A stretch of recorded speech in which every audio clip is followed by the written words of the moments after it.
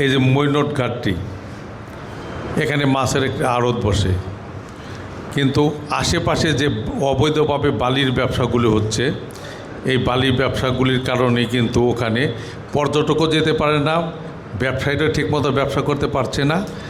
এইগুলোকেও আমাদের প্রতিহত করতে হবে। ওসি সাহেব আছেন, ইউনূস সাহেব আছেন।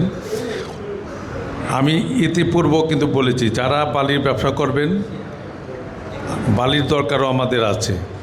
বাড়িঘর করতে গেলে বা কিছু করতে গেলে বালির দরকার আছে, কিন্তু এগুলো যত্রতত্র যার যেখানে খুশি সেখানে বালি ফেলা শুরু করবেন, রাস্তাঘাট আটকে ফেলবেন, রাস্তায় মানুষ চলতে পারবে না, বালিগুলি উড়ে এসে রিক্সার মধ্যে চলবে, সিএনজির মধ্যে ঢুকবে, মানুষের চোখের মধ্যে যাবে।